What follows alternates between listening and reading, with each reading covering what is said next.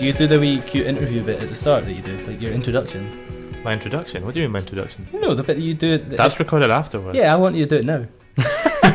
I hate doing that. That's my least favourite part of the podcast. Because you're just sitting in your room at home doing it, aren't you? And I'm just looking at the mic like, what am I doing with my life? Hey guys, it's Alex from Vintage Society Music here. Just want to say thank you for listening in again and blah blah blah. Oh, you don't get. I hate the end's worse than the start. Oh yeah, you do your like reminder of the gigs you've got coming up. I think that's a good thing to put in though. It is. Nah? It is, but in the current climate, and all gigs are cancelled due to coronavirus. Oh, tell me the Giraffe Story then. We'll kick off with that. So yeah, we used to do like a sound check, and Danny would always tell this really hilarious joke about. Let me see. It was so it was a guy and his friend the giraffe walk into a bar. Goes up to the barman. I'm going to give you all the actions as well. He goes up to the barman and says, "Right, how you doing, man? 2 pints of lager, please." So the barman hands them over, and the guy's just sipping away at his pint. The giraffe was never really drunk before, you know. He's a giraffe. He doesn't go out that much. So he gets the pint between his teeth and he goes, necks it down on a oneer, puts it down on the table. So his pals like finishes off his pint and then says, "Right, barman, I'll take 2 more, please." Sure, here you go, sir. Here you go. Puts the pints on the desk, and then the giraffe does the same again. He's just sort of gets the glass between his teeth and goes downs it again on a oneer. Sort of slams it down on the table like that. With his opposable thumbs. Yeah, exactly. So his pal's like, right, 1 more. We'll take 2 more each. So at this point, the giraffe's never really drunk before. He's bluttered already, like after 2 pints. I don't really know what a giraffe's threshold is, but after 2 pints, I thought it'd be pretty high. But not if you've never drunk before. How old's this giraffe? How old are we talking? I don't really know his backstory. Have you got a name? Call him Alex. Wow, it's just cruel. So the 3rd pint, giraffe's bluttered, as I said, does the same again. He's wobbling all over the shop, and he's like gets the glass between his teeth, smashes it down. The glass goes everywhere. So the barman's like, whoa, you're gonna have to pay for that. And the guy's the giraffe's pal's like, right, look, really sorry mate, look, I'll take him away. He's never drank before, take him away. And so they get up to leave, but the giraffe just, his legs are all wobbly, he just passes out on the floor. But his pal just keeps on walking, and the barman's like, whoa, what are you doing? You can't just leave him lying there. And his pal turns around and says, what do you mean? That's not a lion, it's a giraffe. I'm just gonna let the silence hang there for that one. I think you should. That's not my joke.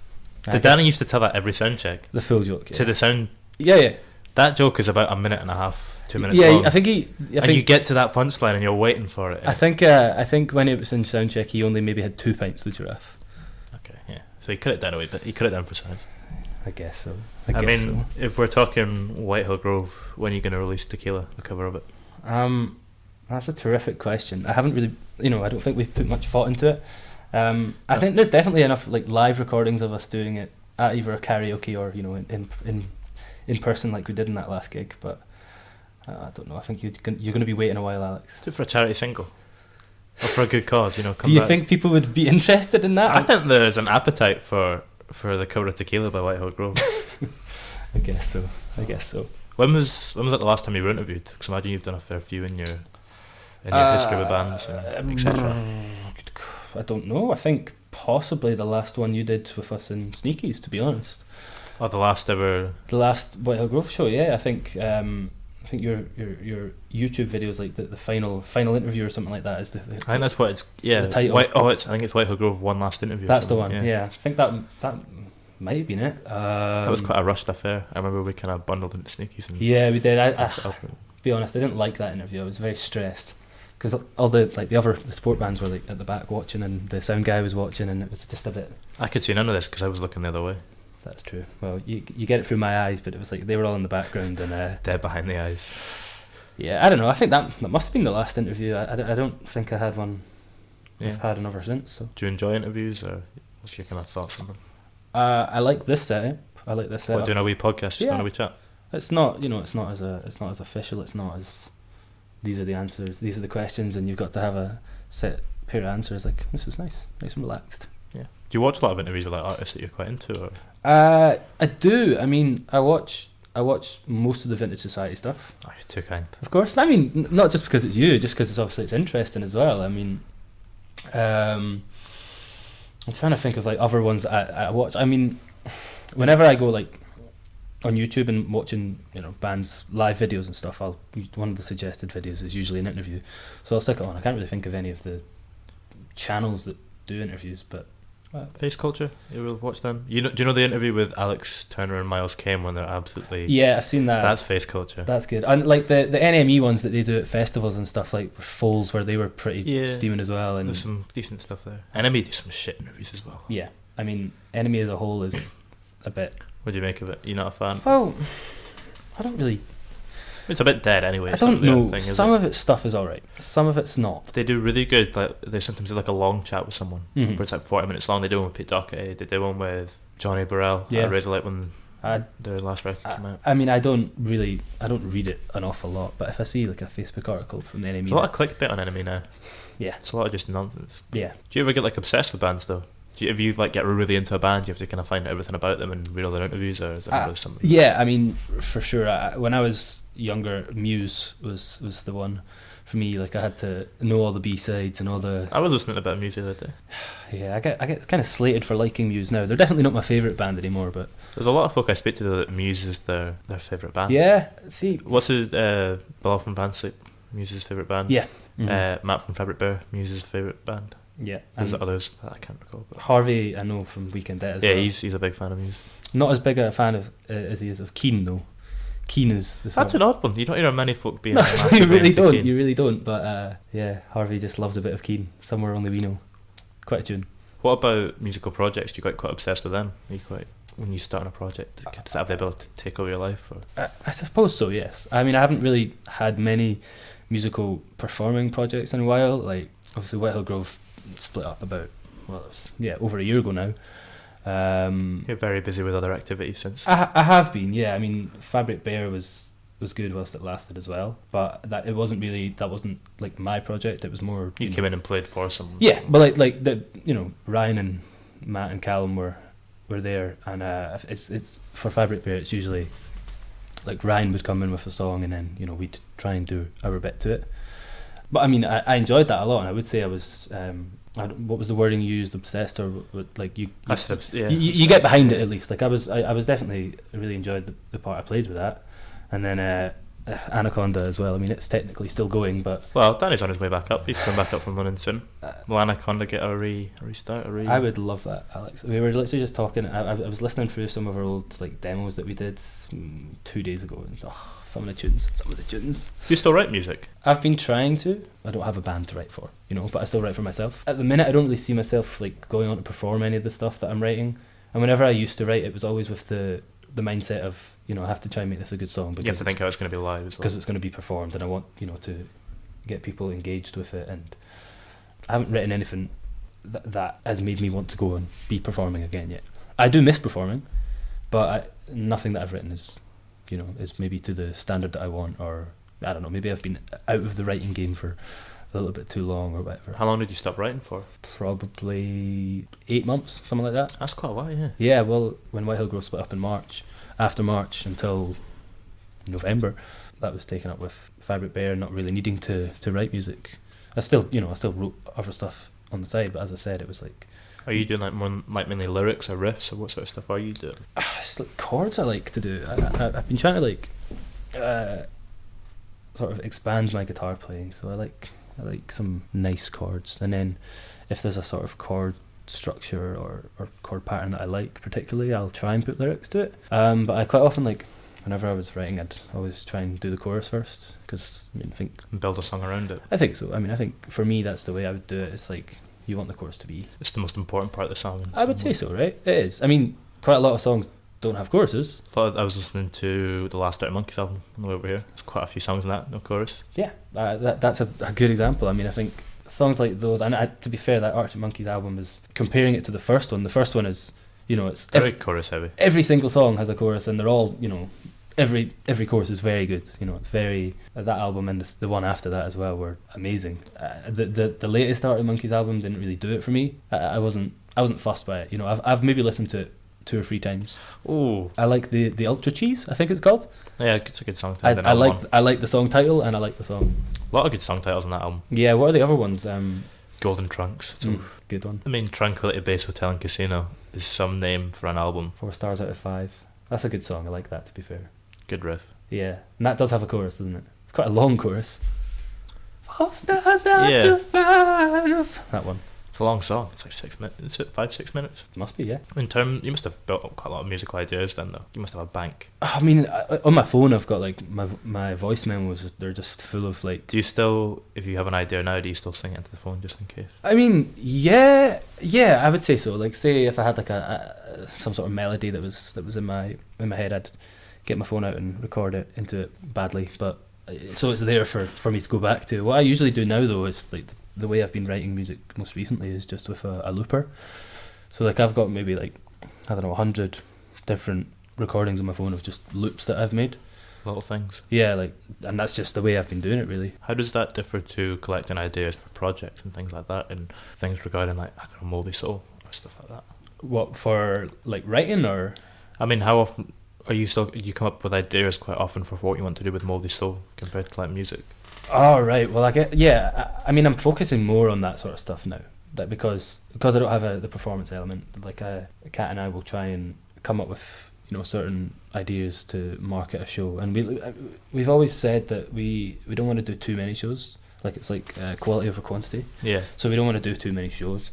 But with the shows that we do, we want to keep them like quality. You know, you want them to be. You always have good lineups with good bands. Thank you. Yeah, I mean, we try to, and with that comes each show, and you've got to think of how to market it and like how to promote the show so it's effective. And you know, we aim to sell them all out. We've had a decent ratio. So. You've probably Pleasureheads, Gallus, they both sold out, didn't they? Yeah, I think Crystal was sold out as well. How long ago was that? Must have been 2 years ago at Snakies, 27th of July, 2018. I want to say, yeah. I didn't realise they'd been on the go. I mean, I think Crystal had been a band for like maybe a year or two before that, to be honest. Because I mean, they're about 4 years in. They played White Days that year with Lucia and Rascalton, and it's a good lineup. Avalanche Party, I think, were playing as well. I mean, I thought that the lineup last year was pretty banging too. I mean, Calv Louise were playing in the Mash House. Rascalton played LaBelle. Yep. St Martin's played Mash House. Yeah. Alligator played Mash House. Cara Rose as well played Mash House. She was really good. And there was an act called Ray, I think, or no, Ro they were called. And it was just this Irish girl who was playing. It was great. Had come over from Ireland for it? I assume so, yeah. She must have done. She was really good, yeah. How much music do you reckon you discover, like new music? Because whenever you seem to be quite ahead of the curve in terms of bands and things like that. I mean, it's kind of it's part of my job for PCL. Like, so primarily my job title at the minute is like support booker, local support booker. So I've got to try and find as many local bands as there are. For broadcast, or do you do? I mean, it varies. It really varies. Like, I don't have a set role as such. It's like for most of the PCL shows that go on within broadcast, I will be getting supports for. But it depends on whether or not the band is bringing a touring support, or you know, whether they want two local openers. I mean, it also depends on how well the show is selling. So if the show's selling well, they don't. They might not put on a support. I mean, they'll always have a support. I mean, like, they might have a touring support and they might not put on a local one if the show's doing well. Because like, you know, for example, I'll use the Liz Lawrence show as an example. Like, it was sold out, but we added Fauna to that bill. And that passed? Yeah, it was in February. It was amazing.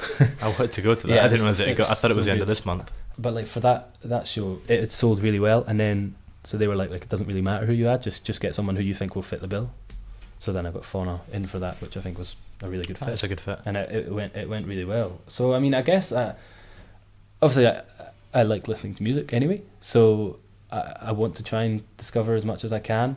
But it kind of helps that I have reason to as well, if you know what I mean, like for trying to stay on top of the local bands. And yeah, I get. Well, I mean, like you said, it's part of your job to be on top of that kind of thing. Mm-hmm. Was it quite a conscious effort that once you started?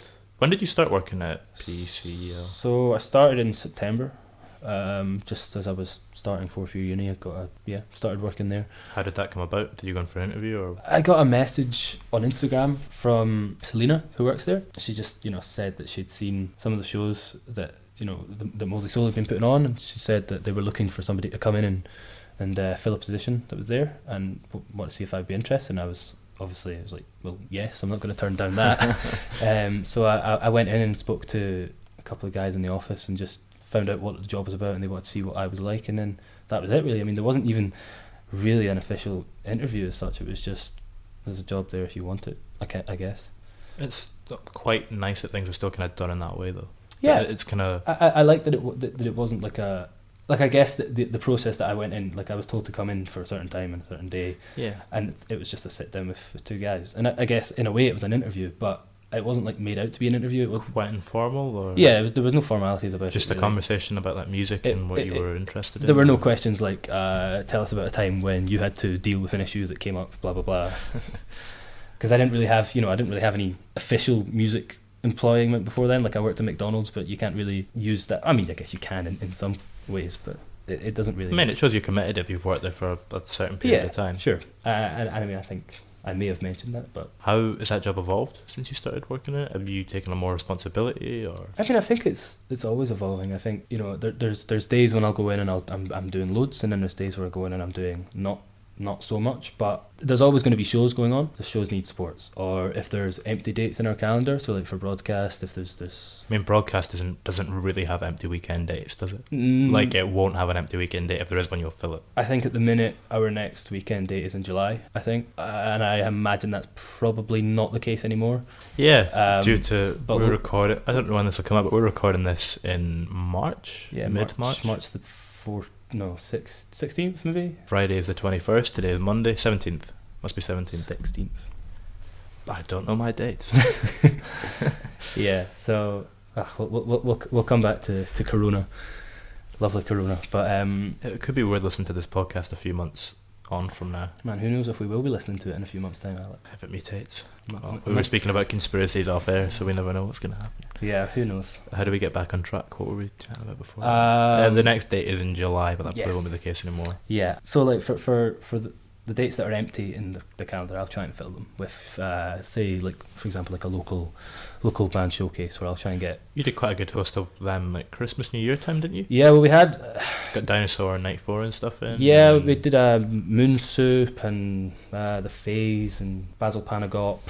That's a good name. It is. There are a couple of other acts that I can't really remember, or shows that I can't really remember. You're good at remembering dates, though, on shows. Got a weird thing. Well, that happened. I noticed it earlier on. I think you've told me about it before, but I noticed it when you could recall the exact date of Crystal from 2 years ago. I mean, I've always had a weird thing for like dates, and so the train line between Ayr and Glasgow Central, I could tell you all the stations on that as well. I don't know if I probably still could, but I'm not going to.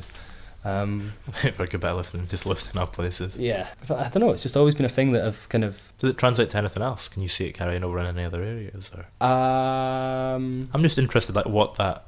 I wonder what that means. It's quite. It must be a sign of something being able to remember dates. I think it's a bit useless unless people want to know a date of when something happened that I was involved with, or that some sort of. It's weird that people have stuff like that. Big event. I used to have this when I was. To be fair, I still do it occasionally, but especially when I was walking to school when I was younger, I'd always look at number plates and I'd just add up the numbers. I've done that. I don't know why I'd do that, but it was just something that I got into the habit of doing every day when I was walking, and that's a sign of something. I remember reading about this. I think if it equaled the number 15, it was going to be. I don't know what the result was, but 15 was always the number I tried to get.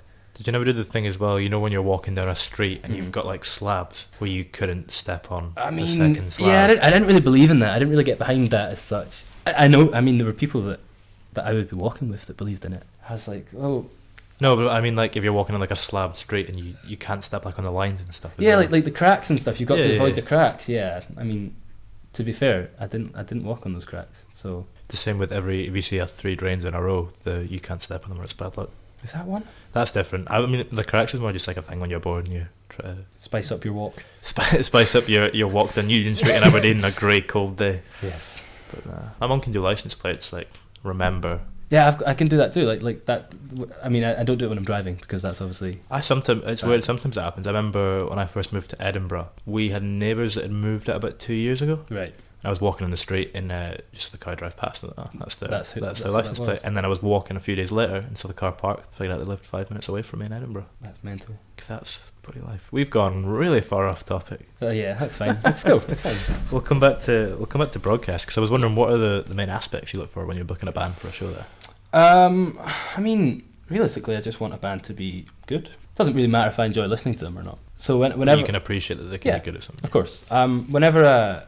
So I just use, for example, like whenever I'm looking for a band for a specific show, if it's not a genre that I'm into, then I won't necessarily know if the band is good or not. I mean, you can kind of tell, but like Get a good gauge of it. yeah. And I think forgot what the question was. Sorry. What aspects do you look for when you're booking a band? Right. Yeah. Or so, looking to book a band? no, I think genre is important because you don't want to book a band for the wrong type of genre. Like if you've got a singer songwriter, you're not going to pair that. Singer songwriter is not going to support a heavy metal band. Yeah, me and Kat were speaking about earlier, the kind of benefits of showcases and how you can kind of have a wee bit of a play around with it and put some different bands for next sure. to each other. Yeah, for I mean fun. you can have. I mean, say there's a 4-band bill. Like it's good to have a bit of variation on it because if it's just 4 indie rock bands that. You used to do 4 bands for Mouldy Soul, but Yeah. you've slimmed down to a 3. Well, I mean, we only slimmed down to 3 for the Velour show. I think the other ones we were still looking to Do 4. do 4, but How come you went for a 3 on that one? Just time? I don't know, to be honest. I think it wasn't necessarily a conscious decision. It was just we Felt right. yeah. I think with 4 it might have felt a bit rushed for that show because it's we're pretty proud of that lineup. Very good lineup. So we wanted. I mean, we could have got a 4th band. Could have done. Decided not to. You don't want it to upset the balance of the lineup. Like that lineup flows quite nicely. It's quite yeah. It flows well. Yeah, you're right. And I think there's definitely bands out there that would fit that bill, but there was no real reason to add a 4th one. Yeah, that can be the issue as well. Like we were speaking the other day about whether you stick to the billing or you do it off of tickets, because you can have a bill that flows really nicely. Like we did a bill recently, another one I'm referring to, where it slowly got progressively kind of punkier. Yeah. From the opening band to the last band, and I really like the way it flowed, but then tickets can kind of affect that and things like that, and it's hard to find the balance. Yeah, you know I mean, it kind of it's kind of a shame that tickets were so important. Yeah, I mean, in an ideal world. In an ideal world, imagine we could just do free entry shows, so it doesn't really matter if. I'd love to go down and those shows that you see like a lot of Scottish bands doing in London that are all free entry. I know. The liberation of just being able to put on a bill that people will turn up to and you don't have to pay. I mean, it's like these hopscotch shows. They're all free. All of them are free, apart from the one that was in Glasgow, which was very good value for money. Yeah, all those bands for what was it? A tenner? Was it a tenner? Tenner for 5 bands, yeah. I mean, you had Spires, Lucia, Declan Welsh, Dunce. Ninth Wave, Dunce. Did the Dunce headline that? They did, didn't they? It was a good night. I did for like 5 bands was maybe... Was it a bit too many? Did Spires only have like a 20-minute set though? I think. Can't remember. I watched them as well. Vaguely remember from the set times. I feel like it was 25, 20. Could have been. But I felt like you kind of lose momentum a wee bit. Yeah, just because there were so many. Or? I enjoyed it, but I mean, I felt like the venue never felt completely full, if you know what I mean. I guess people would be going in and out, and obviously, I think some folk came earlier and then some folk came later, and you can add a mix. With most gigs, well, obviously people will turn up at the end because they're there to see the headliner usually. Not for us, but for punters that are coming to just see a gig. Like, oh no, I wasn't meaning for us. I was meaning for there are certain towns in Scotland where that often isn't the case. Oh really? I think we both know the town in question, but we'll leave that. Yes. It's a different kettle of fish altogether. It is, yes. But oh well. But now we'll move on. When it comes to broadcast, was that always an aspiration to be a booker? Was that always something that was kind of on your radar and something you wanted to do? Definitely. I mean, the first thing is that I wanted a job. I mean, getting paid to do something you love is kind of... Exactly. I like it. It's great. I'm really enjoying it. Getting a job within music and then getting a job within music, being a booker is great. I mean, it's not necessarily an easy job, but it's something that I really enjoy doing. And I try to do my best at it as well. Like as I said earlier, I want these bills to be good. I want the bands that are on the bills to be well suited to the headliner, and I think I've done a decent job at it so far. Yeah, I think it was definitely an aspiration of mine to go down that route because I've enjoyed doing the Mouldy Soul stuff, but having to do it however many times I go into the office a week and then just sitting down and trying to sort out each show and making sure that they're all full, and especially when it gets a bit last minute and you've not heard from the agent, something like that, because you got to wait. Some shows you got to wait for the agent to get back to you to let you know which support they've chosen from your suggestions. Also, will you sometimes suggest a bunch of bands and then they... I mean, that's just quite often that happens. So, say there's a touring band. This doesn't happen for local bands or, any of the shows that I put on, but like the touring bands, the agent will usually, around the time of announcement, they'll ask for local suggestions. And then I'll send over free suggestions based on the genre or like the sound of that band that I think will fit with the headliner. But then, I mean, it just depends on how long it takes them to get back, and, you know, occasions where it's like 2 weeks before and then they'll let us know, which is a bit counterproductive, because say for example a show's not selling well, you want a support to come in and make it a busier show. But if you don't, you know, if there's no response for a support's going to sell more tickets if they're given enough 4 time. weeks Yeah. as opposed to given 1 week. Of course they are. I mean, more time. Push tickets Yeah. to get people aware of the show. People have plans. People aren't often free Exactly. a week in advance. And I mean, as we both know, like ticket sales usually go up in the last week before the event. Sometimes they go up on the day Exactly. by quite a large majority. Yeah. In certain towns in Scotland. Wow, that town. Town's getting a lot of heat on the podcast today. It is. But yeah, like so obviously, if there's not been a band added until 2 weeks before, I guess it's kind of the same. Like there's a bit of momentum behind it, but realistically, you know, I would prefer to get them added earlier, so they As have soon more as time, possible. so they have more time to push it. And How long do you give a band to get back to you? If you email a band offering them a show, how long do you wait for a response? Because sometimes some bands reply on the day, some bands can take quite a bit longer. I think usually I'll give them 2 days, and then I'll send them a follow-up email. 2 days. Maybe. Depends how urgent the show is. How long? Say they reply like the same day. How long do you give them to make a decision if they ask for like a few days? What's your kind of cut off? I don't really. I don't really have No. one. It's just it's all circumstantial. I think each show is different. So if a band wants to, you know, talk it over stuff, or say you know, they've got a gig that's like maybe 5 weeks after or before the show in question, you know, if they're honest with me and say, look, we need to go and have a bit of time to think about it and see how it will affect our ticket sales and stuff like that, I'll appreciate that. So it's like, yeah, sure, take your time. Obviously, get back to me before 2 weeks before the show. But I think as long as I try to keep like a open communication with these acts, Yeah. which is important, because like I'm not just, I guess technically the job is there, you know, what I'm doing is to bring in support so that they sell tickets, but for me, I just want them to be there so that they're a part of the show. So if, you know, as long as they're open with me, I'll do my best to accommodate to, and if they can't make a show, I'll offer them another one. Yeah, That's communication is kind of the key word there. I think, It as is, well. yeah. For a lot of things, you know, just making sure that they know that I'm trying to offer them like what's best. A good opportunity. Yeah, exactly. Are most bands fairly good at communicating, or? It kind of varies. There are some bands that are dreadful. There's probably some bands I'm still waiting for an email back from October.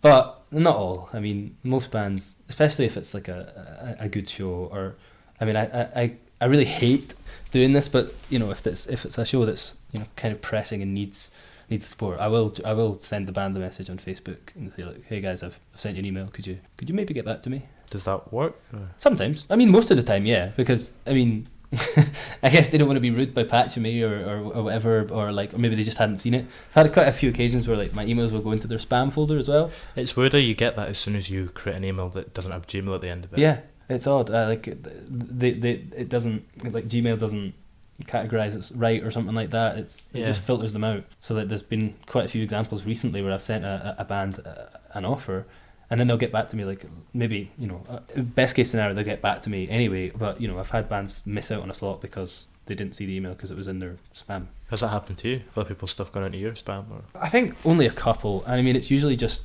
when people are looking for shows, like they'll reach out to me and send me their new single. So that means I won't be able to listen to it until I find that email. Oh, right. And in which case the song's probably already out on Spotify. So do you try and listen to everything? yes, I do. Yeah. For every artist that sends me something, you know, if they're looking for shows, obviously I need to know what they sound like. But I mean, if I already know what they sound like, I'm still going to listen because I'm interested in hearing what they sound like. Have you discovered like any gems through getting sent stuff from bands? Or? There's a band called Pizza Crunch who sent me a good name for a yeah, band. it's a great name. It's a fantastic name. They sent me their single maybe a couple of weeks before it came out, and I mean, I had them in for a show anyway. But it's like, I really appreciate them getting back in touch, being like, here you go, man. Here's our new single. If there's any more shows coming up, Trying to continually build that kind of line of Yeah, I communication. mean, it's like relationship. I'm trying to build a relationship with these artists because I want to help them out, and if I can offer them a show, then great, fantastic. Like, that's what I want to do. It's what I'm there to do. But I want to sort of build a relationship with these artists to make sure that, you know, they know I'm interested, because I like music. I like listening to music, and I like going to shows. So whenever they send me their music, I'll definitely listen to it. And although broadcast is kind of the job you have at the moment in regards to music, Mouldy Soul in some ways also kind of feels like the passion project to the side of that, putting on, you know, showcases with bands that you're enthused about and passionate about. Yeah, for sure. I mean, we always try and we've always said that we try and book shows that we'd want to go to, and it's just a benefit that we're putting them on so we can go for free. I was making that joke recently to someone that I need to stop putting on headliners just because I want to see the band. Yeah, exactly. Although being the evidence. Exactly. So like, you put on a show and you're thinking, right, you know, I'd be paying to see them otherwise. So if this is our show, then fantastic. You know, we've hit a result here. But no, it does. It takes up some of the passion. I want. As I said already, like the Mouldy Soul stuff, I want all the shows to be good, and Kat does as well. Like we try and make the lineups as strong as they can be and equal. You know, we want them to be like equally as good throughout the bill. So people want to go for the whole night. Exactly. That's kind of one of the problems you face a wee bit. It's like we were saying, like people usually only come along for like the main band because. Or people come along for the band they're going to see, and then people will come along for the second band and then not come back, even though they say they're coming back. They say they're going out for a fag, but they're not going out for a fag. That's a very long fag, man. That's so long. They're still out there. Where are you? But yeah, no. I think. I mean, I'm passionate about keeping the Mouldy Soul stuff going and making sure that we get lineups that are good and people want to go to. It's like what you were doing as well with your live shows. It's like you're trying to create sort of like a brand for yourself. Not necessarily that's what you're trying to do, but like, you know, so that you. Like, I want every show to be a good show. You do, and like we want Mouldy Soul to have shows that people will recognise, and you know they're kind of excited for the next one. Yeah, I think it is a bit as well. Like we obviously mentioned, it would be either or if we didn't have to worry about tickets. But I've definitely kind of taken that more into account than I maybe did when I first started putting on shows, and it's trying to strike that balance between having both a good lineup and a lineup that's hopefully going to sell out. Yeah. In an ideal world, you get both, and then it's trying to strike that balance because you have to think about what the people want to go and see as well. Yeah, I mean, obviously, people will prefer a room when it's busy as well. Yeah. So it's just a shame that tickets matter so much. I know. Well, I sometimes do it as well, where you pick bands that maybe won't have the same fan base. So you're trying, but like the headliner will bring people anyway. So yeah, or say not the headliner, but like one of the supports will. Yeah, it's more so that like, say you put on a bill with 3 punk bands. Mm-hmm. All from the same city, they might all kind of have a similar group of people coming to see them, and it might cross over a wee bit the fan bases. Mm-hmm. But if you take a band that's maybe still fits on the bill but it's slightly different to that, you're hopefully going to get them pulling some different folk in. And that's what you want, is because you want the headline band to get new fans from the support bands, and the support bands to get new fans from the headline band. I mean, I think that works well when you've got a bill that has the same genre. Like, of course, you know, it's like for fans of, you know, like these some of the supports will be punk bands, and if you've got a headliner that's not played there before but they're on the same bill, people listen to the headliner, they you know, they see that they like them as a new fan, and then hopefully the next time that band comes back, the people that were there for the sport band come back and see them for the headliner. Yeah, I mean, that's like, so we did that show together in Aberdeen with Pleasureheads. I'm going to say this, I was debating whether I should say this, but Pleasureheads have done double the tickets that they did in Aberdeen last time. But what did they sell in Aberdeen? It wasn't, I'm not going to discuss numbers on the podcast, but like they have done double the tickets they did in Aberdeen last time, which is hopefully a sign that that's kind of working. Like that. Well, yeah, I mean, it's sold out, right? Yeah, it's sold out, and I think that's great. I mean, it's good to see that they've made that step, and I'm not saying that's necessarily solely just because of us. No, I'm not saying it's because of us. I mean, I was just kind of saying that it's hopefully what you're saying there about putting on support bands. And the idea is that their fans then come back for the main band. Hopefully, that's maybe working a wee bit in terms of shows. Yeah, I think that's definitely right. Definitely. Do you recall the first show you put on? Was Mouldy Soul the first time you put on a show, or did you have an experience before? Well, I mean, that? I've been putting on shows for Whitehill Grove before. Oh, just like your own gigs? Yeah, I mean, the very first gig we did was the 13th of February 2015 in the Mash House with Tormain and Anodyne. They were the supports. Is that a Mash House headline? It was, yeah, first show. Sold out. Did it? Yeah. What? I mean, this was back when we were in high school, so it wasn't such a... I mean, I guess it was a nice feat, but... That was like... What's Mash House, 270? 225, I think, but it's, you know, we never reached those heights again, Alex. We never reached those. Peaked too soon. Well, I mean, I disagree, because once you put out that cover of Tequila, I think you're going to be back in the market's going to be there for us again, right? Yeah, I mean, we did play the Mash House again on the 14th of October in like 2017 or something like that. That was on our first like tour, and it was pretty busy. But was that when you did Aberdeen as well? Yeah, the Aberdeen date in the Cellar. No, or no, it was. Was the Cellar, wasn't it? It was Vulture Lounge, I think, at that time. Oh, so did you play Aberdeen twice? Played it 3 times because we supported the Harletones the first time we played in Aberdeen. Not familiar with them. Do you know Joseph Quinlan? No. Oh well. No. I remember the last time he did it. What was that, 2018? Last tour? You did. Yeah. It would have been the Cellar then. Yeah. With Terra Nova and Angry Man Car Park. Was there not a fourth band? I mean, that sounds right. Yeah, it was Yeah, no, that's right. Yeah, it was it those two? I think so. I don't think I knew who either of them were at that point, though. Really?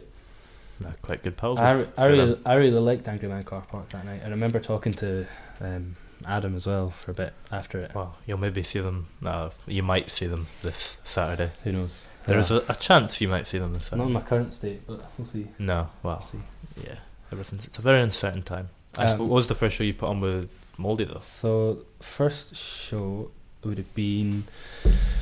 It was a show. So the first show that we did, it was Kat that booked it, because it was like we wanted to have a promotions company, but Kat used it as like a uni project. I think it was a second year uni project, and we did a show in the Classic Grand. You in the same course together? Yeah, that's how we met. And so we did a show in the Classic Grand. Now, headliner was Ill-Fitting Thoughts. Wow, that's a good name for a band. They just changed their band name, didn't they? Did they? Maybe. I don't know. I mean, they've been spoken about on the podcast once before by Mr. Gustav Harrower. Of course, because Connell and Magnus. I think he's not met them before, unfortunately. I think he's in Gus's. Are they in the same course or something? I think they're all on the Napier course. I'm not really sure how it goes, but yeah, they're in Gus's band. Is there a harsh rivalry between Napier and West of Scotland? I highly doubt it. I don't think anybody really I heard a bit of venom in the voice when you were mentioning Napier. Napier. No, not at all. Not at all. I mean, Gus Harrower is the nicest man in the world, and possibly the most talented man in the world. I'm not gonna. I was waiting to say I'm looking forward to something later this year, but again, time will tell whether I'm looking forward to something later this year. Is that a hint? That sounds like a hint, perhaps? Honestly, I dropped so much. A bit of foreshadowing there for the future. Well, you'll wait and see. What was the first show? Did we get to the well, Ill-Fitting we Thoughts? We kind of got there. So it was Ill-Fitting Thoughts, the Novaks, and Choka. Novaks are good. I saw them support Polyamo at is that room 2? Tuts. Summer Nights. The Novaks supported that with Cameo Habitat and Black Tiles. They did. That's quite a good lineup. I was unfamiliar with the Novaks and Cameo Habitat. So Cameo Habitat Friday, wasn't it? Friday, supporting Dance from Tables. Very good. Did you like them? Yeah. I still haven't seen them, but very nice guys. And good stuff out on Spotify though. New single's really good as well. yeah, I think I heard. Oh yeah, I did hear it. It was good. I can't remember what it's called, but it's good. Let's cover it. I remember that. Is So it Reside? It's like the one. Is it The one word, the yeah. building or? Yeah. It Buildings? almost looks like the things when you come into Glasgow. Yeah. I don't think it is though, but you know the tower blocks. Like tenement buildings. Tower Blocks or whatever they're called. I don't know. Maybe that's what it is. Maybe it's not. We'll never know. This is when I need my. Do you ever watch Joe Rogan?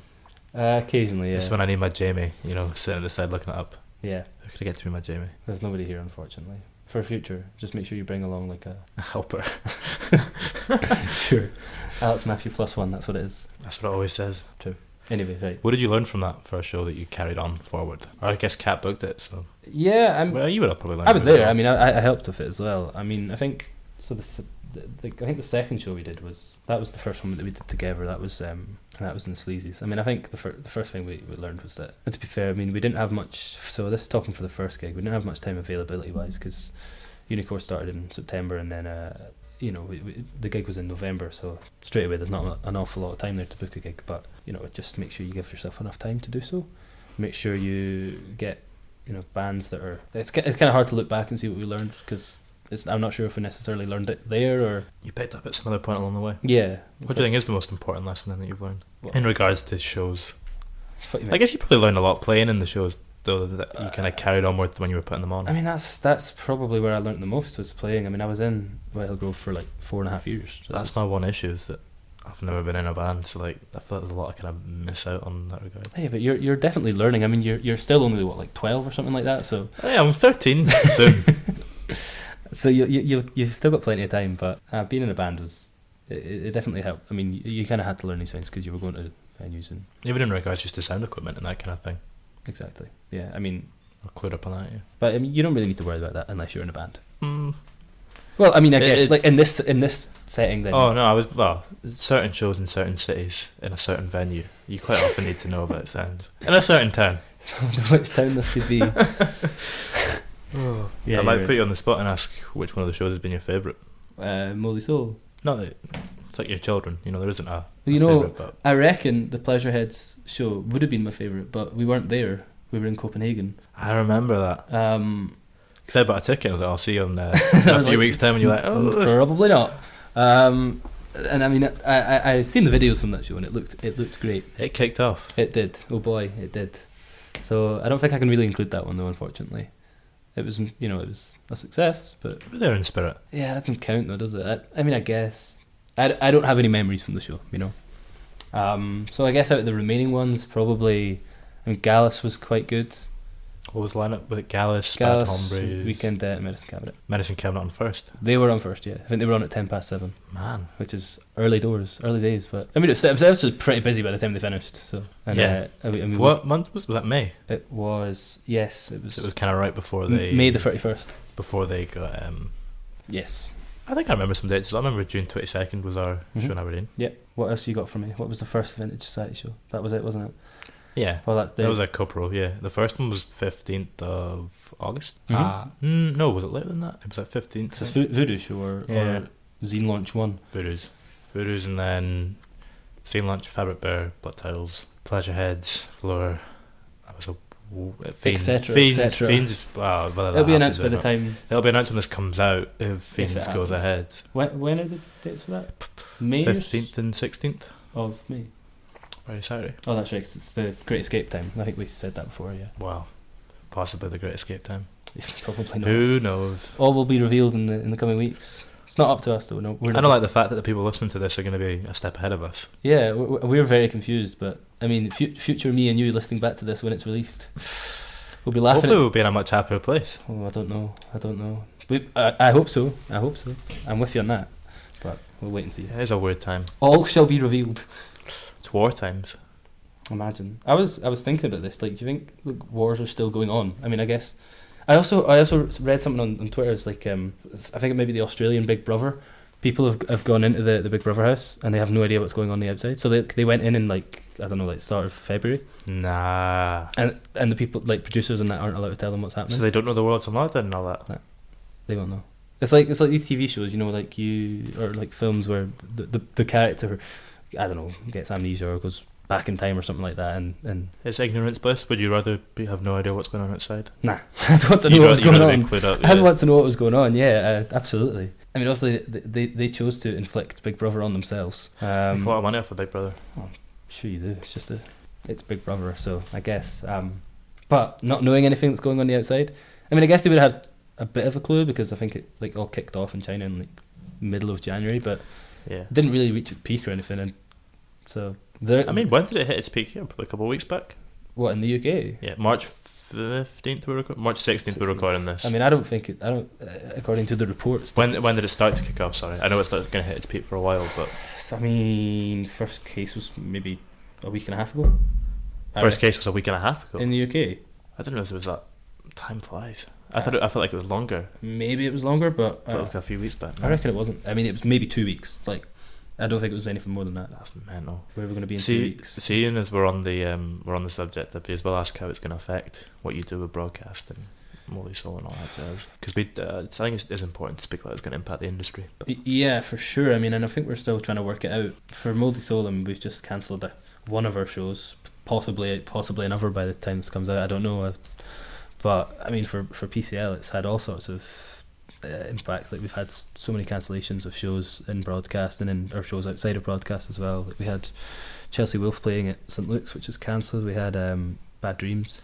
Well, by this time their podcast about it by the time this comes out, I did it with him over the phone. Yeah, but like it sounds. Imagine I wouldn't want to be in his position. What? Because they're Australian, right? So they basically got up this morning, and I think were they planning on playing the show on Sunday? They started driving to Glasgow, I think, from Manchester. Sure. And then kind of noticed everything that was kicking off, and I think just turned the van around and started driving to London. Fucking hell. And more of that, so when I phoned them last night, one of them was on a plane. Just one of them? I think there was maybe a couple of them, and some of them were in a hotel waiting for a flight the next day. Like in London? Yeah, so they literally drove to London. I don't know what the travel restrictions are to Australia. So they have to go into isolation for 2 weeks when they get back. Just because they've been here? Just because they've been, and that means that they're going to miss the first day of their Australian tour. No way. Because it's the last day of their isolation. But like they were saying that they've had to cancel other European tour dates. I mean, they may well cancel the Australian ones as well. Yeah, they don't know. It's all very uncertain. It's all up in the air, as is everything. I think it's probably worth seeing it like at an airport. Like from the sounds of what he was saying, it sounds a bit I mean, apparently, terrifying. did you see the pictures yesterday? I think it was like of the US airports. Empty or No, anything but because right. because they've just introduced Everyone's these trying to get travel out. restrictions, so everyone's coming home. Apparently, it's taken like 5 hours to get through security because they've got to like be screened, and it's crazy, man. crazy. But yeah, I mean, it's obviously going to have a massive impact on the music industry. I think festivals are going to be cancelling, and big shows are going to be cancelling. Anything, I mean, the guidelines at the minute are like anything 500. over 500 is a goner. I mean, it's not officially a goner; it's your choice. But I think you would feel a certain amount of risk if there were to be shows. Yeah. Of that size. Well, I mean, we're in that position at our minute with the shows by at the end of this week. And I think it's absolutely crazy that Cheltenham Festival happened. When was that? That was last weekend, like the weekend just passed, and it was like I read today there was like 420,000 people there over the weekend. Man. Like, how is that not alarm bells ringing? But then this is the issue: is that scientifically they're saying that it doesn't actually affect the spread of the disease that much. I mean, I guess, but there's still such a large number of people. And That probably would. I think in a 100-cap show in somewhere's probably not gonna. it's not, but it's like the implications of it. Like Yeah. people that are going there and then pick up the disease and then pass it on to their grandparents who are old or have health issues. Yeah. It's all these sort of things. It's very much. I think the issue is like obviously your show's the week after ours. Mm-hmm.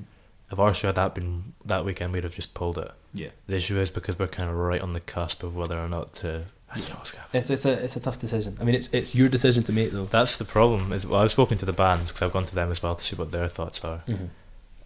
And I think the bands want it to go ahead just to get it over with and just get them done. And some of the bands do. Some of the bands are a bit more on the fence.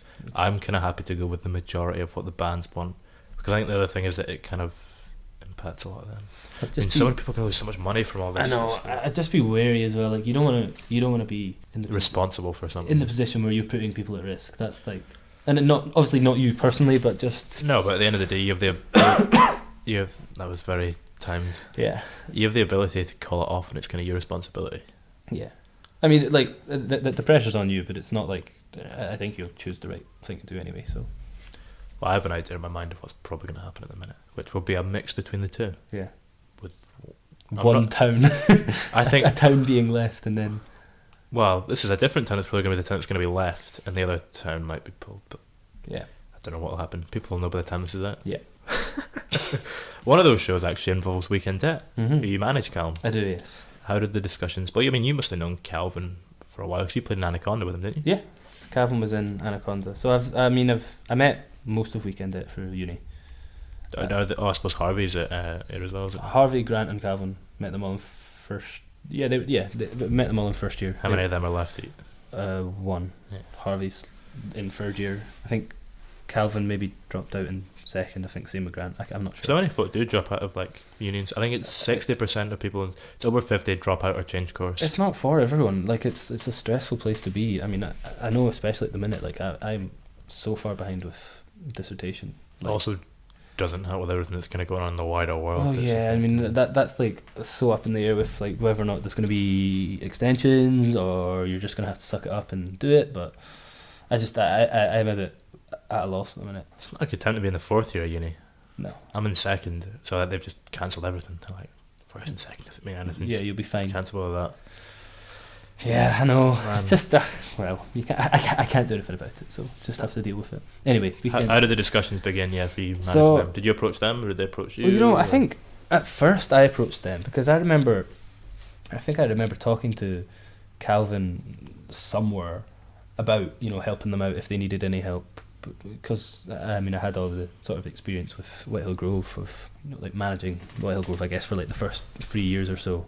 Before you got Hannah in. Yeah, exactly. Before Hannah came in, and then so I had all that sort of experience, and I've built up a decent amount of contacts as well. So I just thought that I could be there to sort of not necessarily. I wasn't looking to manage them or anything to start with. It was just sort of help them out. But then they had a manager in place already, so the discussion came back up again in like November time, I think, and then I was just like, yeah, of course.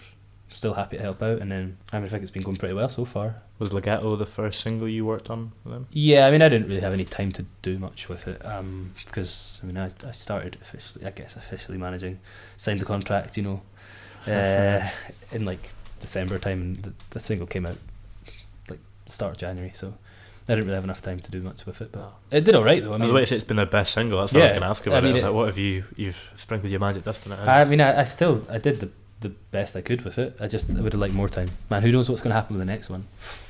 I'm excited for myself to see what I can like. Is the next one the one we did at the live session? I don't think so. There's another one called I don't know what it's called. Nobody Wants You or something like that, or everybody somebody or something. That's not right. Everybody Somebody. No. That sounds like something you see on a poster in like a. Nobody. Nah, I don't know what it's called. I can't remember. It's a you good were tune. the cover up for Legato as well, weren't you? I was, yeah. So was Kat and Ewan and Calvin's also there. His big foot is in the corner. Is that whose foot that is? That is, yeah. Calvin and his big feet. What's he bloody like? He's got like big feet. Anyway. That's a weird side note to divulge. Anyway, what did you do for that single though? What was your kind of? Did you do a lot of the campaign for it? Or? I mean, it wasn't like I didn't put together a press release or anything, because as I said, I didn't really have enough time to do that. I just sort of, I say I didn't. I kind of put together a bit of information about what the band was up to and what they had coming up, like gigs they were doing. Because obviously the King doing a headline at King Tut's was a big helper. Very good night. It was great, and using that as like the single launch, even though it wasn't the single launch, launching the single at that show where people were already singing it, which was great. I mean, I think it's the journey, not the destination. It's the one. It's a bloody good line. It is. It's the journey. How did Grant come up with that line? Man, he's a genius. He's just a poet. But what was I saying? It's you just get a press release. You knocked a wee something together, but not. Yeah, and I mean, I just sent it to the people that I know might have been able to help out with it, and we got a couple of decent reviews back from like Tenement TV and Discovery Music and other places, and then obviously the Spotify playlisting as well, which was a very good result. It's interesting, Spotify playlisting. Me and Kat spoke about it a wee bit. Yeah. But do you see that they're thinking of taking away the numbers from the public view? Really? I did not. I'd heard someone told me that the other night they were thinking about doing that. What do you make of that? Why? Why would they do that? You can still see it as a band, but to just take away from the public's view. I'm just interested in why they would. I mean, it doesn't really affect the. It doesn't matter, does it? It doesn't affect most bands, probably, but smaller bands. But you got to think as well, like if people are looking to see how popular a band are and they can't see the stats. I mean, they'll just go to what Instagram followers and Facebook likes now, probably. That'll be your best gauge if you can't. Yeah, see the stats. I guess so. How does that affect you as a promoter, though? It's interesting. Do you use that quite a lot to kind of gauge how big a band is? Well, I mean, I definitely use it to gauge if a band is too big. I don't think there's, Spotify streams don't give away too much, but they definitely show how big a band is within, compared to other bands. It's also weird how some songs can just take off, though. Yeah, it's strange. I mean, there is a bit of a disconnect sometimes. You think?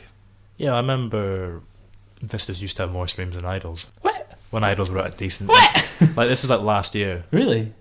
Yeah. So, like, that would have been... That's crazy. Both pretty decent-sized bands. Yeah, obviously, no offense to Vistas, just the size. A band who are doing very well. They are, yeah. And just based on the single, they're about to put out a very good album. Compared to the Idols. The Idols. The Idols, compared to Idols, who are obviously a pretty big band now. Yeah, That's surprising. I was about to say something I shouldn't, so I'm not gonna. Go for it. Say it. No, there was something I'm not supposed to know in regards to what's happening later on. You can tell me after. Oh, you know what's happening later on. Okay. Yeah. But just demonstrating how big their size is. Yes, exactly. Sorry. But yeah, it is a weird one taking away the. I'm interested in why they would do that. It doesn't. I guess it's to focus maybe more on what the music is like than it being a game about stats. When you're in a band, you used to go and look at the stats quite a bit and try. 100%, but I don't think there was a single Whitehill Grove song that hit over 5,000. Yeah, but it's if they're taking away from public view, it's not. Really, you're still going to be going and looking to see how well a song's done. The only difference is now you can't compare it. And there'll definitely be a website that springs up that tells you Spotify stats. 100%, yeah. Because you can already go on and see your top stream songs and all that. Yeah, that's interesting. I don't know what I think about that. I mean, it's something I use, as I said, to gauge how big. I mean it like a new band. How do people gauge how big local bands were before Spotify and the internet? Rough guesses? Man, that's a good question. I don't know. I mean, There's probably not many promoters left that. I mean, there will be plenty of promoters, but they'll all be doing big bands, massive, like, you know. Yeah. They're not ones that are like still at a local. Man, that's interesting. I don't know. I mean, I guess the radio, people, you know, the wireless or whatever it's like. The wireless. The radio. I don't know. I hardly ever listen to radio. Occasionally, I like Jack Saunders. I listen to that, and that's about the I get quite a lot of good music from that. Yeah, that's about the full You extent. get some good guests on and stuff as well. It's a bit late for my liking, Alex. Do you not download it on the BBC Sounds app? I suppose I could do that from now on. Yes. Have you never used the BBC Sounds app? I've used before? the Sounds app. I use it to listen live. Completely forget that you can listen back. No, it's good. You can go on the BBC Sounds app and download. Do you want to plug it anymore? It's got a nice way to say it, doesn't it? BBC Sounds app. Yeah. You've got quite a good bit of a radio voice on there. Thanks. So when you answer the door, you put on a bit of a voice. Did I? You put on like what I would assume to be your telephone voice, if you didn't know the number that was coming through the phone. I guess so. But then people don't have house phones anymore, do they? No. We I mean, I think we have a landline, but I don't know. Do you? Well, we don't. No, we have a landline, but we don't have a phone. Oh, you mean you have a number, but you don't? I don't know. I don't really know what it means. Get it tattooed on you. What, the number? Yeah. We don't have a phone. Yeah, but you've got to claim it in some way. I guess You've got to claim that number.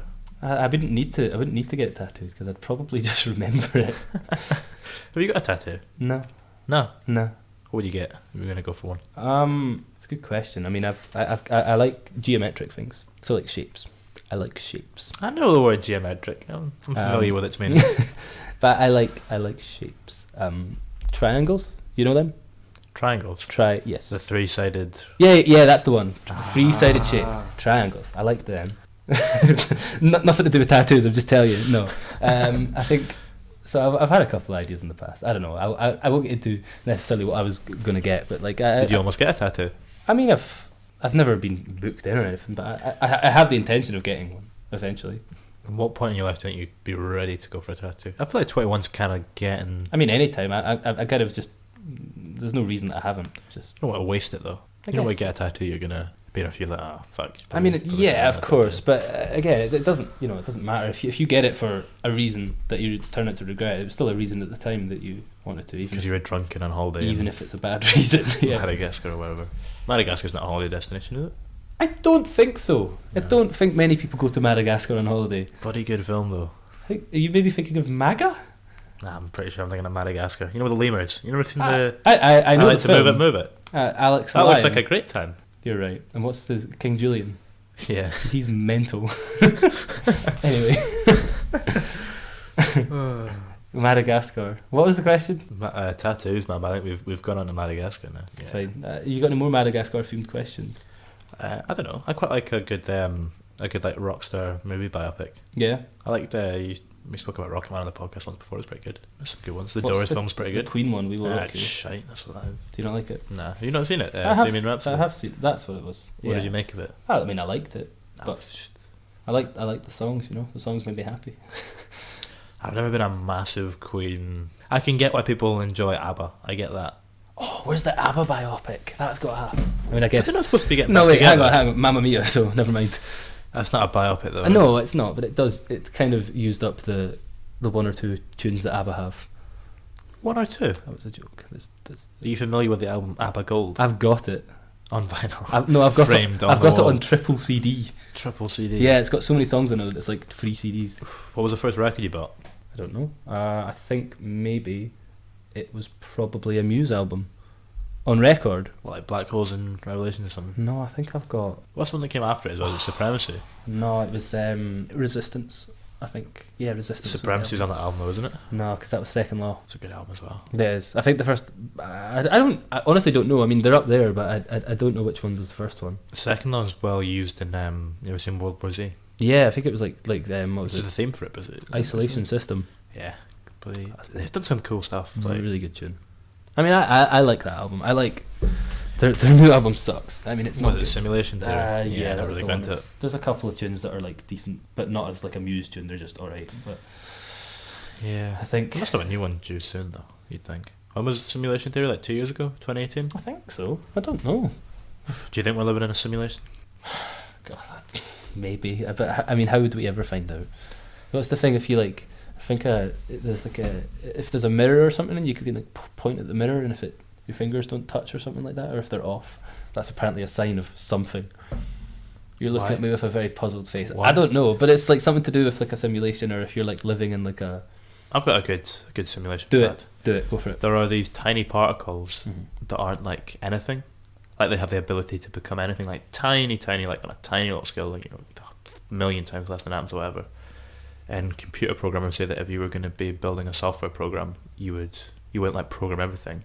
You would just leave the little parts like undefined, so it could do what it wants. So that it could turn into anything. It would use up like processing power if you programmed exactly everything. So just the small stuff, you would just leave it as undefined, which is essentially what those particles are. So yes, you can stick that in your hat and keep that one for a while. Do you believe in any conspiracy theories? I don't know. I mean, we were speaking about some earlier regarding Corona. It is interesting how there's like, is it not like what the testing facilities and stuff right next to Wuhan? And yeah, all it's that? like half a mile away from where the first case was reported. Was the bioweapons for some part of the Chinese government? I think it would have been more of an accidental leak than anything. And then, but what the Chinese media were saying today was that it was the US's fault. Like the first case was and it's just going to blow up. Imagine, but like the first. I don't know what I'm saying. The Chinese media reported that whilst the first case was in China, it might not have been caused in China. Like it might have been like an imported case. What, you mean the US dropped it off? Well, not necessarily dropped it off, but perhaps a US chappie came along to China, was in China, and then left China and left them a gift. Maybe. Yeah, and I mean, if you were going to do it, you'd probably leave it next to a testing facility so that like it would have, just in the off chance that come from there. That's where it's come from. Who knows? It's all very interesting. It is. I mean, there's probably nothing behind it, but no. But I was watching that video the other day with like a expert on infectious diseases, and he was saying it's so hard to try and design anything exactly. Yeah, exactly. I mean, I'm not a scientific man, so I don't. I mean, know. what would be the point of them releasing that? I guess it would destroy the market, and they'd probably emerge back stronger, would they? Or maybe, but you gotta think about it in like real time as well. Like now, like the world isn't necessarily in a good place right now. Like I know maybe for the benefit of when the markets come back or whatever, but the way it is at the minute, like those markets ain't coming back for a while. No, they're not. They're plummeting, I think is the word. We need to try and, I mean, we're pretty much near the end of this podcast, but I feel like we need to bring it back up a little bit. We haven't spoken about music in a while, so we can do that if you like, or not, whatever you've got. I don't know. I mean, we could. If I was going to go for a general one, I'd say, seeing as you're stuck inside for the next few weeks, what's the one album you go to? Like a Desert Island Discs type thing. Yeah, you could. I would ask you to pick 7, but we could be here for a while with that. 7? That's what you never listen to Desert Island Discs. Did they? Oh, okay, I suppose they do. 7 songs and albums. Is there not an album? Albums. No, 7 songs. You get an item of choice, and you get a book. I haven't watched Desert Island. I've never watched Desert Island Discs. It's a radio program. Yeah, I've listened. I listened to it.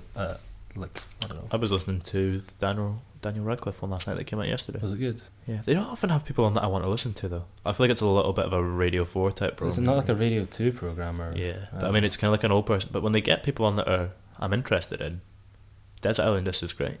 Like, it's very good when you get someone you like. So once you just do it, but with people that interest you. Yeah, sure. So right. if BBC Sounds were able to make that happen. Wow, you're at it again. Aye, so you've got one album to see you through the next few weeks. Have you got enough food stocked up? Are you ready? You ready to self-isolate or? Well, I don't know. I guess we'll find out. You were cooking some soup before I came in. We were stocking up on the goods, stocking up on the goodies. Album, right? I don't know. I don't think I can give you a good enough answer here. I think Parcel's album probably, because I've been playing it for the last year and it makes me happy. How was Budapest? Amazing. What was the crowd for Parcels in Budapest roughly? Well, like size. Yeah. How many folk? I mean, we were in the smaller tent. I mean, they're not as. How big are Parcels? It's very hard to tell. They're humongous. Are they? No, I don't know. Maybe they're quite big on Spotify. But what would they do here? Like O2 or something? I think SWG3 or something like that. Yeah. Possibly. What, a galvanizer's maybe room? I don't know. You should have been at the Dunch the other night. I know, I wish I was, but Again, we've come down to a downbeat note to end this. let's bring it back up. Give me something else. What are you most looking forward to doing when the pandemic is over? I was hoping to go to a festival this year to see Partials, but I don't know if all the festivals are going to be going ahead. I've got a wee selection of 3 that they are playing, and I just don't know if it's going to happen. So I guess graduating uni. What uni do after? Oh, I suppose you've got your job now. You can just work away at broadcast. Yeah, that's the plan for now anyway. Yeah. For the near future. Start another band. Yeah. Good man. Yeah, I think so. That's got to be the plan at some point. There we are. That's the happy, optimistic note we were looking for. That's the one. Yeah, a band will be there at some point. We'll see. Good stuff. Well, thank you very much for coming on the podcast, man. I appreciate it. Thanks. It was fun. That was fun. I enjoyed that. Cheers.